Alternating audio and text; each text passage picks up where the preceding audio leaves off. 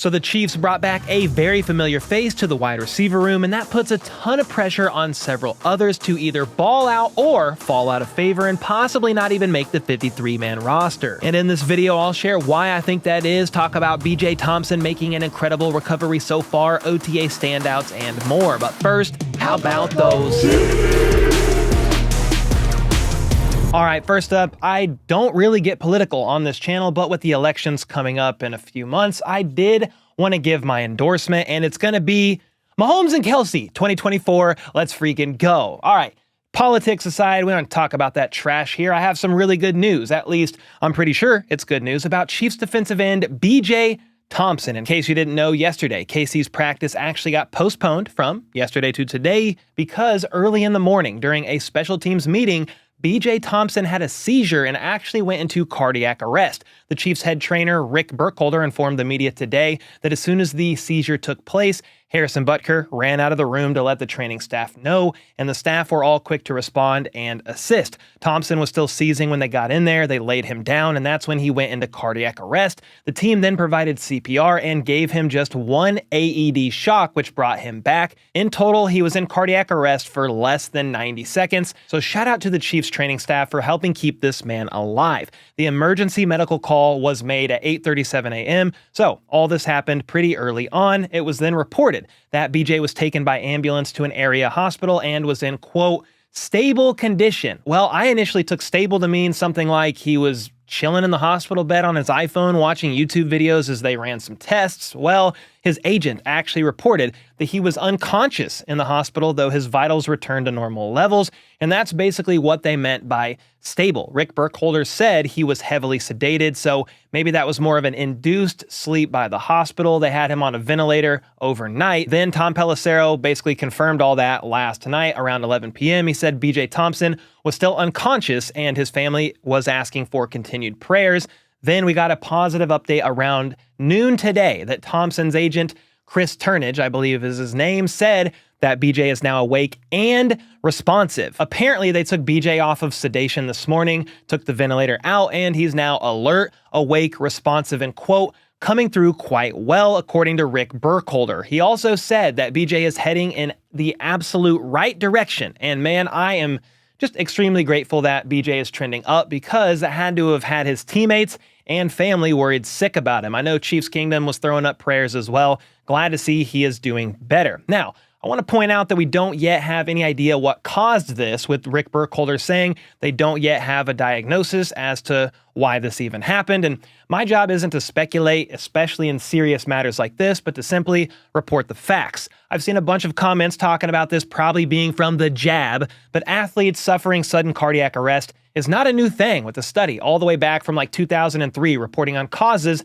that contribute to this happening. Cardiac arrests in athletes. Therefore, I would honestly withhold speculating too much until we find out more from this first. Hopefully, it's something on the more minor side of things and BJ is able to get back to a normal life and continue competing for his lifelong dream of playing on the football field. But more than anything, I just want this man to be healthy and continue living a full life, even if that means a full life off the football field. As long as they find out what's going on, that is all that matters in my opinion. Either way, we may never find out all the details unless the Chiefs or BJ himself opts to share them publicly. And if we do get any update in the future, I will definitely keep you all in the loop. Defensive end George Karlaftis wasn't in the special teams meeting when this happened to BJ, but he's hoping and praying for a speedy recovery, noting that they are all blessed to have the training staff they do, as they were able to take care of him so quickly. Karlaftis is entering year 3 of his career, and the defensive line is a very similar group of guys, and he's looking forward to getting back to it with them. He was over the moon when he found out Chris Jones got his deal done and was staying with the team for years to come. They are friends off the field, so he's looking forward to working alongside the CEO of Sack Nation. George is continuing to train with former Chiefs legend Tamba Hali, as is second-year defensive end Felix Anudike-Uzomah. George said you can see the difference of improvement in FAU for year 2 compared to year 1. He wants it, and he thinks there's great things ahead of him in his second year with the team. For George, he's reflected on what he himself needs to do better and has been working on that this offseason, chasing improvement every single day with the goal of helping this team win another Super Bowl. Next up, we've got to get into today's practice, including who wasn't there, who was limited, and a familiar face back out there in Mecole Hardman. And with Mecole Hardman back, that means several players, including Kadarius Toney, are far from safe making the 53-man roster. So we got to talk about all that, but before I do, it might be time for you to throw out your old mattress like I did, good riddance, and get yourself a new premium fiberglass free mattress instead that's designed to upgrade your sleep, improve your overall quality of life, and is conveniently shipped right to your front door for free within the US. And that's where the sponsor of today's video, Bear Mattress, comes in. They gave me a special discount that is higher than what is being offered on site, so head to bearmattress.com/HBTC and use my code HBTC to get 40% off your new Bear mattress for a limited time. We've had our mattress for nearly a year and a half now, which has been great for my low back pain, and we loved ours so much that we got a Bear Cub mattress for our daughter as well. But don't just take my word for it. Bear has also just ran a survey on over 300 of their recent customers where 82% saw an improvement in their sleep quality on their new Bear mattress. And our experience was just like yours would be after ordering. Both of these mattresses were shipped to our front door, were super easy to unbox and set up, and has made our nights a better sleep experience overall. If you sleep hot, Bear's sleep recovery technology uses Celliant-powered fabric to help you stay cool throughout the night. Plus, they don't contain fiberglass, which can be detrimental to your health, and all their mattresses are created without the use of harmful chemicals, so you can sleep safely and soundly knowing there will be no off-gassing. And Bear knows everybody has different preferences and sleep positions, which is why there's an online quiz you can take to help remove all the guesswork.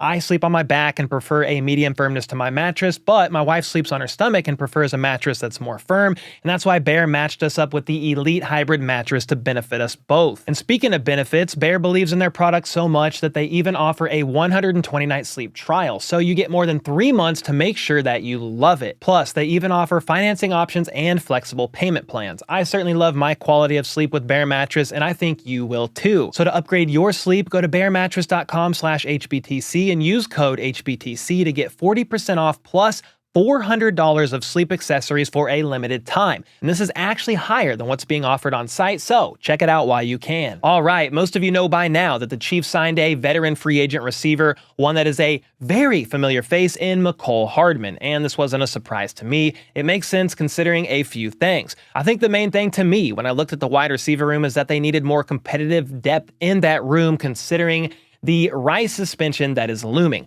Let's say Rice does get suspended this season, even though there's a chance it could happen next season instead if the legal process continues to drag on. But let's just say this season is when it all goes down. Are you really going to trust Sky Moore, Kadarius Toney, or Justin Ross after Xavier Worthy, Hollywood Brown, and Justin Watson? I wouldn't, personally, and that's not even a disrespect thing. It's more of a don't bank on the potential what-ifs on a player, especially after the not great year the room had last season. Sure, Sky might take a leap in year 3. Toney might stay healthy and get on the field without giving up INT gifts to the opposing team. Justin Ross might earn more playing time and show out, but I think it's kind of foolish to bank on those potential what-ifs.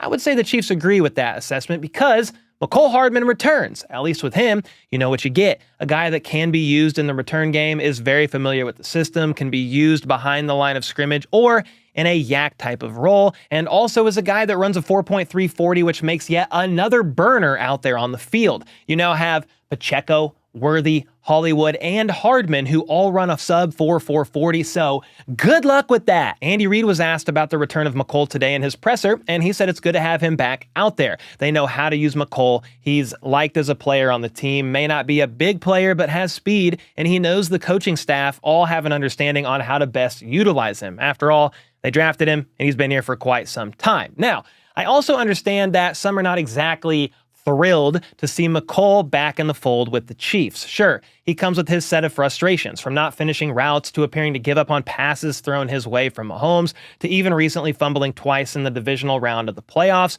one resulting in a touchback that could have cost Kansas City the game. He's not perfect, but as a third or fourth receiving option, I think he fits the bill just fine. Mecole has had 3 seasons over 500 yards, with his 4th season being cut short due to a pretty bad injury, and then he spent like half the season on the bench of the Jets in 2023 before KC traded for him. That is far from Mecole is a bum Tony's best year was in 2021 with 420 yards, but hasn't even racked up that many total yards over the last 3 seasons. Sky has yet to surpass more than 250 yards and has already been dropping passes, reportedly been dropping passes and been out of sync with Mahomes during OTAs. It's still early and all that. I'm rooting for Sky, just to be clear, but that is what is being reported. Then Justin Ross had 53 yards last year. Yes, he missed 6 games due to suspension, but 53 yards is what he had. And if you lined up those stats next to each other, Mecole, Tony, Sky, and Justin Ross, all their names were removed. Who are you picking? I mean, almost everybody that is sane or not high on methamphetamine is going to pick Mecole Hardman, no questions asked. And here's something else. Even though we don't have all the contract details yet, Mecole signed a cheap 1-year deal, and he himself isn't someone I would consider 100% safe on making this 53-man roster. The 4 quote-unquote safe players, in my opinion, are Rashee Rice, Xavier Worthy, Hollywood Brown, and Justin Watson. The rest are going to have to fight it out, though again, I'm going to give my nod to Hardman over the rest outside of the 4 I just mentioned. The addition of Hardman is going to make the bottom of this room way more competitive, and neither Sky, Tony, or Justin Ross are guaranteed anything at this point, in my opinion. If they want to make the 53-man roster this year, each and every one of these guys are going to have to earn it. But hey, let me know your thoughts on the signing of Mecole Hardman. Does it make complete sense to you, or do you wish they maybe would have added a different veteran like Hunter Renfrow, or maybe even let some of these other guys on the come up like Nico Remigio cook? Let me know either way in the comments down below. From here, the last OTAs practice, day 10, was today. The media got a look, and per Pete Sweeney of Arrowhead Pride, the players not in attendance today were running backs CEH and Clyde Edwards-Helaire, wideouts Justin Ross, Kadarius Toney, and Rashee Rice, tight end Irv Smith Jr., left guard Joe Thuney, linebacker Leo Chanel, and then of course, defensive lineman BJ Thompson. He's in the hospital. Then there was also defensive tackle Chris Jones and Isaiah Buggs, not seen out there at practice as well. It looks like Xavier Worthy is still nursing that hamstring tweak as he was seen out there, but without a helmet on and just kind of standing around. Derek Nottie remains in the same situation, present but with no helmet, though at this point in time, I'm not really sure of what Nottie's injury is. From what I have seen, nothing has been reported on it. Then, cornerback Jalen Watson was limited at practice, which I think has been going on in some capacity with him for a bit now during OTAs. Then the newest player to watch out for that was limited as well was wide receiver Marquise Hollywood Brown. Andy Reid said both Jalen Watson and Hollywood are dealing with, quote, muscle issues, though Hollywood is further along. He did a little bit today, and while it's still early on in the offseason, you now have both Xavier Worthy and Hollywood Brown nursing a little bit of injuries. Then Kadarius Toney has still not even appeared. He most likely will be at mandatory minicamp next week, but with the team signing Mecole Hardman, he better be ready to be on his A game. Speaking of Mecole, he actually was seen out there at practice today, giving Louis Rees-Zammit some pointers on returns, and it's also worth mentioning he was seen wearing number 17, bringing back his original number after wearing number 12 for half of the 2023 season. Now, that means 6th round cornerback Kamal Hadden, who is listed as number 17 on the Chiefs website, may possibly need to switch his jersey number since he's also number 17 on the team. But according to Charles Goldman of A to Z Sports, it looks like both players can wear number 17 since one is on offense and one is on defense. Then, if both players make the 53-man roster, they're going to have to figure out who is switching numbers then. If you ask me, why not? Just give Mecole Hardman number 0 and let him rock that. I gotta shout out another standout receiver who has been getting a lot of work with everything going on. Worthy not working, Justin Ross, Toney, and Rice not there, and now Hollywood limited. Nico Remigio, once again, is getting in a ton of work and making some standout plays. Apparently, he caught 8 passes during scrimmage work, 5 from Mahomes himself. The rest, I guess, could have been from Carson Wentz, who spoke to the media today and said Nico Remigio is a cerebral guy who runs around all day, even more so with a couple players out due to minor injuries. It's been good to get to know him so far. He's fast, looks good out there, uncovers well against man coverage, and he has a lot of respect for him so far. This year is obviously different for Wentz as he prepares to be QB2 rather than a starter, but he's just getting as acclimated with the playbook as possible, aiming to get better each time he steps out on the practice field, and is taking it all day by day. He and Pat have a good relationship so far, and even though Mahomes is doing just fine out there on his own, Wentz is here to help him in any way he can, whether that's in the meeting room, going over film, or out there on the field. And speaking of the field, many Chiefs players could be seen out on the baseball field last night for a charity softball game. The event was hosted by Justin Reid and Trey Smith and took place at Legends Field in KCK. The Chiefs defense ended up winning this charity softball tournament or event last night, and in all, $200,000 were raised for Jay Reid Indeed and Uncornered, which are the charities of Justin Reid and Trey Smith. It definitely looked like a lot of fun as Louis Reese-Zammit played softball for the first time. Drew Tranquill was out there having a freaking blast, and they even had a moment of prayer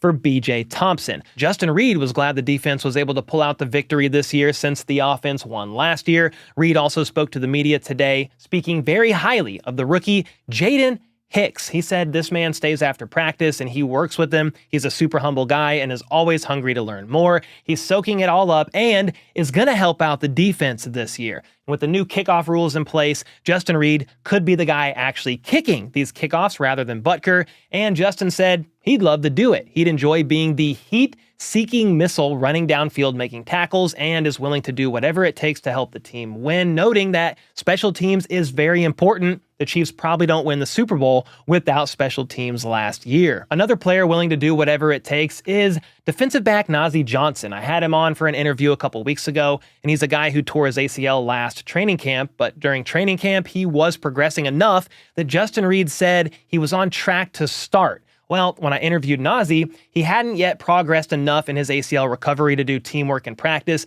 but today he was, which is a great sign in his progress. Matt McMullen noted that Nazeeh recorded a pass breakup today during 11-on-11 as he worked in with the first team defense. And I love to hear that for Nazeeh, who is someone that could be fighting for a spot in the secondary with L'Jarius Sneed, now a Titan. The competition back there is definitely going to be one to watch. And with all that being said, let me know your thoughts on today's practice, standout players, and keep the positive thoughts, prayers, whichever you prefer, going for BJ Thompson as he makes his recovery. And until next time, let's go. Let's freaking go. How about those?